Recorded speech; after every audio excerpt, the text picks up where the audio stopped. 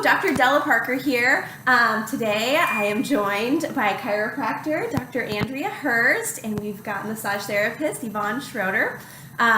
You can find us all in Clackamas, Oregon at Stellar Health and Wellness. You can also find us, if you're not in the area, at stellarhw.com, where you can link to our blogs, and you'll also be able to find links to our Instagram and Facebook, which we try to do some fun things on there, so you definitely want to check that out. So today we are talking about Bulletproof coffee, teas, and like all the caffeinated and herbal beverages that you're going to want to drink right when you wake up in the morning. I think everybody has an opinion about it. A lot of people ask us all the time, like, what is Bulletproof coffee? How do you make it? And why would you drink it? So we're going to kind of start out with that. You guys drank Bulletproof coffee before? Do you, or have you? Never had it. I have. I've done several different versions of Bulletproof and egg coffee and egg coffee. I've never heard of that one. Yeah, it's a primal type of coffee. You put like an egg white into it? It's a whole egg, actually, and it's the same idea, essentially, that you're getting direct fats to help energize and like really fuel you. I did that one for a while. I've done Bulletproof. So Is the egg raw, or is it? Does it cook in the hot coffee? It cooks in the hot coffee, but you're blending it really quickly, so it's not like a scrambled egg. I would think it would be a scrambled egg in your coffee. It's not. It really just makes it really rich and creamy and frothy. Is there any worry about like the potential risks of like, I'm sure people ask like raw egg, you're gonna get salmonella or like something from it? I would recommend that you use your own best judgment. Make sure that your eggs are coming from a reputable source. And if you're immunocompromised, if you're pregnant or nursing, any of those times when you would be a little bit more worried about your exposure to bacteria, that might not be the best time to do that. Yeah. Me personally, I don't really care. I'm not going for it. I feel like it's educating my immune system. Totally. And so awesome. I'm willing to take that risk. I don't do that anymore because I actually don't drink coffee anymore. Bragger. Caffeine or decaffeinated. I just found it wasn't making me feel really great. So I have some alternatives if that's you. I have some great herbal teas that don't contain tea and actually don't contain any caffeine of any kind, so I'll talk about those later. Get to all that stuff. Yeah. So back to Bulletproof coffee. So you were talking about like the reason why you'd want to do Bulletproof coffee. So one is our nutritionist Amy is not here today, but she does a lot of keto diet meal planning with people to help boost their weight loss, help with inflammation, a lot of different reasons. And Bulletproof coffee a lot of times is kind of prescribed in that diet because you're going to get like a big fat helping of fats with the butter in your coffee. But the biggest reason, like you mentioned, is to make that caffeine kind of be less of an immediate hit, and it should how do you explain it? It should dissipate into your system slower throughout the day so that you're getting like more of a extended release of your caffeine as opposed to immediate dose. Yeah, right? And I find that I've been told not to drink coffee, and I basically gave the middle finger to my doctor because I don't know. I'm busy and a mom, and I am not this. I cannot function without a cup of coffee in the morning. But I like to use Kerrygold butter. It's organic, milk from grass-fed cows. It's like the best quality butter I think that you can kind of get at the grocery store. It's at Fred Meyer, wherever. But yeah, any questions before we start on this whole... So, is it just butter and coffee? So there's different takes on it. I know that Amy has some people put like whole cream in it, but I am not a dairy person and I don't think dairy is healthy. And so that's not... The Bulletproof coffee recipe is butter and coffee.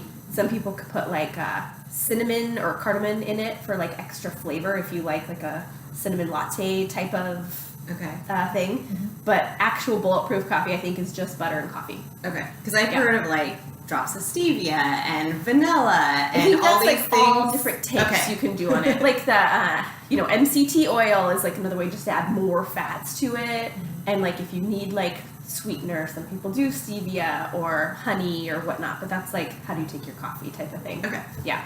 I like black coffee, and I feel like when you add the butter to it, it's like just like creamy delicious. Like I don't even know how to explain it. So I'm going to show you how I do it at home. So basically, space so we can see you. crack open your yummy butter, and you can obviously use any butter, but we're just showing you the ideal situation here. I use a magic bullet at home because, well, we use it for a lot of things. We use it to scramble eggs and crunch up nuts and grind coffee and a lot of things. But you were saying you can use like an immersion blender Yep. as an alternative. Can you do it in a regular blender? I would imagine, right? Yeah. Just trying to blend it up. I think so. I think you, with all of these, you just want to make sure that there's a top that's on it because your coffee is going to be hot. You don't want it to splatter on you or on your surface. And I will say that even with this, so I just do like, I don't know, like a teaspoon of butter, kind of. Tablespoon, sorry, thank you. I'm obviously not a baker. And just throw it in here and then just add your coffee. And obviously you can brew your coffee however you like. And hot coffee is kind of going to start dissolving that. The one thing with the magic bullet is, I don't know what this is, but like I tighten it like normal. The heat of the coffee sometimes creates like an extra pressure, and so then it's hard to open afterwards, but we'll see how we do. So plug it on here. It's that easy now. It looks like a creamy, delicious mocha, kind of. And then pour it on here. How do you take your coffee, Yvonne? I do coconut milk and coffee. Okay, so try that. See what you think. Is it hot? That's really good. It's so good. It's really good. And that's without cinnamon or honey. It's or just the butter. It just just the has butter. that creamy feel of like so good. Yeah. frothy drink. Yeah. That's And then, awesome. like I said, it's going to help your energy last longer throughout the whole day. So, so as compared to tea, we were talking about, I did write a blog. You can check it out on the website. It's called A Delicious Cup of Joe, and it kind of breaks down how to do bulletproof coffee. But I also compare teas because some people are like, tea is so much healthier. And one thing that I've learned is when you get the regular tea bags from, Fred Meyer or wherever, a lot of those, even if they say that they're organic, they are sprayed with a bunch of pesticides to really be shipped anywhere. And so where they may have been grown organically, they now have been sprayed with different things to survive the shipping process. And when you compare a tea leaf to a coffee bean, obviously a tea leaf is going to absorb all of those toxins as compared to a coffee bean that's kind of harder and it's going to repel more of it. So when you're steeping that in hot water, you're getting a little bit more of a toxic load having even some herbal decaf teas sometimes. So Andrea has an alternative to that. I do. So, if you're looking to, obviously make some of your own things, now you can certainly go, there's lots of different outlets, local tea shops, you can find different places online that'll sell these pre-made if you don't want to go to the trouble of mixing your own. I enjoy mixing my own because I like the smell of all the different herbs. So She's like these, super natural mom. Super natural.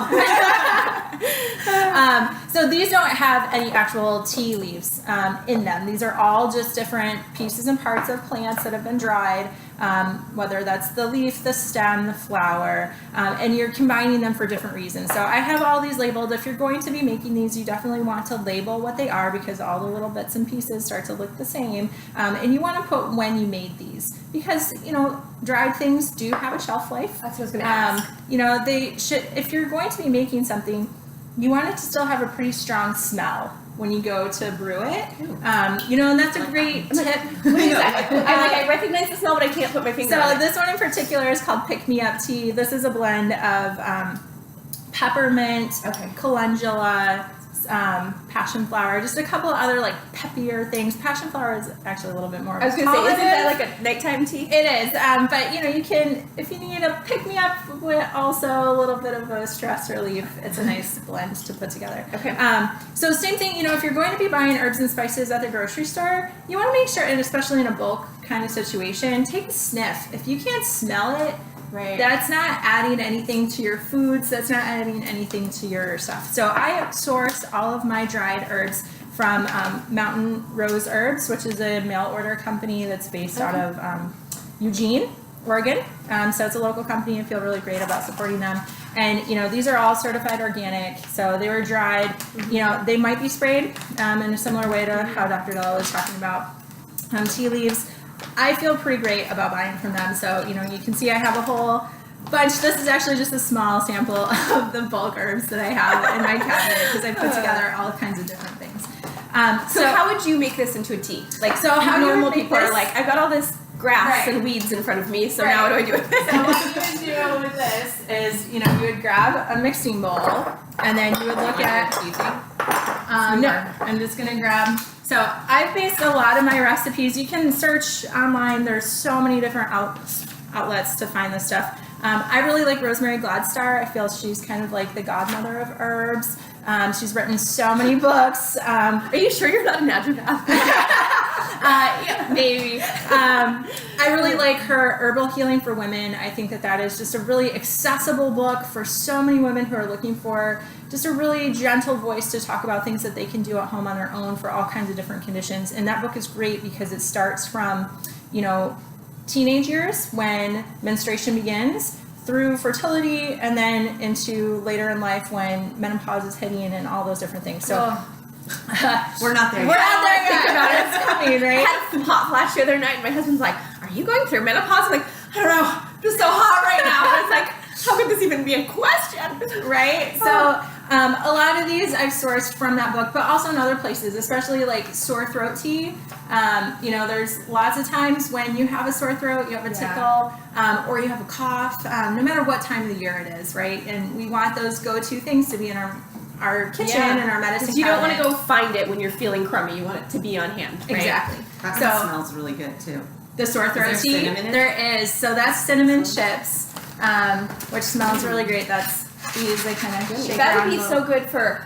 This is awesome. The cinnamon chips, that would be amazing for like diabetics and blood sugar control. Cinnamon tea actually is shown to really help decrease hemoglobin A1C when you're doing it over time. So I didn't realize you can just buy bulk cinnamon chips. Yeah, like that. this is actually a small bag. This is a 1 pound bag. You can buy this into a 5 pound bag. That's awesome. It would take you a really long time to use. So with that, will you grab your little steeper Sure. eggs so we can show what that looks like?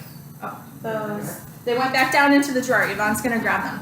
So what you would want to do if you're gonna Which drawer? Yeah, they're there. So if you were going to be making All one these of drawers. these, so a lot of times recipes like this say 1 part sage leaf. So like this say for the sore throat tea, it's 1 part sage leaf, half part licorice root, quarter part cinnamon chips, and a quarter part ginger root. So you can mix it up to how big of a thing you want. So it's just that you want to keep those ratios in about the same way. So you can grab your measuring spoons and then you would just measure and mix and then put into your vessel to keep it. So if you've got like a tea, like if you just want to do the cinnamon, you just put it in, what are these things called? So this is a steeper. Steeper? So And this where is- can you get these guys? You can find those at any, home goods type of store, any general market store like a Fred Meyer or, Okay. or any more specialty type of tea place is going to have that also. And so How then you just full? put the tea. So for this, you would want to measure to, about half of this. And most of your recipes are also going to tell you, like, measure out 2 teaspoons, measure out 1 tablespoon of your mix. is it just like I imagine, or you were saying French press would be a good way too? Right. So let's say you're not feeling super well. You don't want to be up and making a cup of tea every hour because you want to just be snuggled on the couch and like getting better. Or let's say you're doing like this tension tamer tea and you want to take this to work with you. Again, you're not going to want to be brewing that all day long. So you could do it in a French press and then make 1 big quart size of this and then take it with you and warm it back up if you need to. And is it like coffee? Like if you're doing French press coffee, like the longer you leave it steeping, the stronger the taste is, and like the better the effect you're gonna kind of get. It is. I would say with a lot of these teas, you don't really want to leave them steeping for longer than about 15 minutes. Okay. Because some of the herbs can get bitter. Oh, and then they're not so you going to can taste overdo very it. good. Okay. There are some things it's called a herbal infusion. If you want the benefits of really steeping and pulling out all of that plant material, then you can do that. I do that with dried nettle leaf. That's For really allergies and just liver health. Yep. And so I will do a herbal infusion of nettle leaf and leave it sitting. I'll do it at night before I go to bed, and then I'll just leave it sitting on the kitchen counter here overnight, and then I strain it in the morning and then take it with me. Nice. So if you do the French press and you have it does it work like, let's say the whole family is sick? Can kids have tea? Because Kids- with coffee, you're like, caffeine, no, you need to no. Right. Tea, is that better? kids are okay? Yeah, herbal teas, it's like medicine, you know. It's Okay. not, they're not caffeine based like black tea. Coffee, I mean, liver, caffeine, those are kind of the concerns. But I don't think we have any of those with all these herbal teas. Okay. Yeah. Some of them might, I think the other thing is you can probably add a little bit of honey for taste so that kids will drink them. Okay.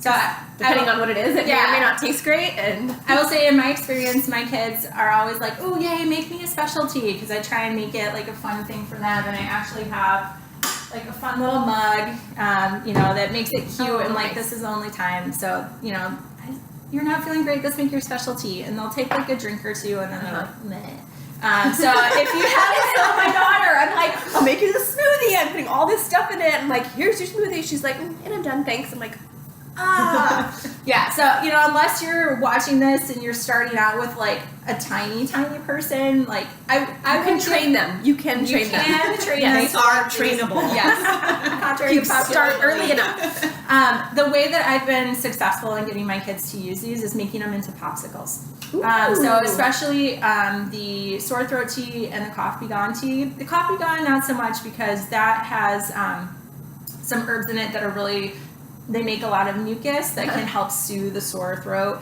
and that doesn't translate very well into popsicle. Okay. The sore throat tea does. It's got the cinnamon chips in it. It already is a little bit sweet and tastes good. And that too, if there's throat Do you is just sore, add like a lot of honey to it? Is that what you use for a sweetener? I use, I wouldn't say a lot, but I I think use of a honey. popsicle like, I don't know, like a tea. If it's not sweetened or doesn't taste good, I can imagine the kids aren't going to use popsicle sucks. I should have made this so that you guys could have tasted it and told me what you thought, because Yeah. that sore throat tea is actually pretty sweet because the cinnamon. because of the cinnamon. Yeah. So I know both my kids. I have two little ones, and they both really like that one as a popsicle. So that's an option with really any of these that you're thinking about. Oh, I'm going to use that for a kid. Yeah. Awesome. Yeah. All right. What else? So we've talked about tea and bulletproof coffee. Coffee versus tea. I don't know. I think obviously if you're somebody who I don't even know how to explain it. Like you're into all these things. Like I have none of this at home. I'm like quick type of everything has to be really quick. But I think this is such a great idea, especially ones that you should have on hand, like the sore throat and things like that you're probably going to want all winter long. Would be a great idea to have on hand. So I love the idea of the herbal teas more than like the ones that you get at the store. Or So black what tea. about the ones in a bag? Like those are the ones that you're talking about, that no matter what they have. And then the bags, a lot of times, I think depending on the company, might be like bleached stuff, and so you're just steeping all of that in hot water.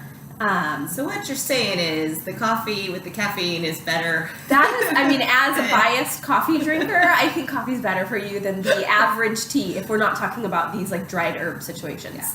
Yeah. I think you can also do loose leaf teas, like if you want to do a black tea or a green tea and like have a bulk thing, and then you can be steeping it in one of your tea balls, and then you're not introducing the tea bag and the staple and the string and like all those other little pieces and parts. But I will say, like a throat coat tea, I do use a throat coat tea that has all those bad things on it. You've got a little girl knocking on your door. But anyways, I do use those in a pinch because it's like, well, like I said, I don't have all this stuff on hand, and so the benefit of what you're going to get, like when you're hacking and you need some throat coat, probably going to outweigh the risks in that situation. But here's all the information. You can kind of choose what you like. Anyways, if you have any questions, you can shoot it in the comments below. We'd love to chat about what your favorite coffee recipe is, if you've added any special spin onto your bulletproof coffee that you love, or if there's a particular tea that you love for a particular reason. We'd love for you to share it, because I'm sure other viewers would love to see that. And then don't forget to check us out on stellarhw.com and check out our social media links that are on the website. So we will catch you later. Thanks for joining us. Bye.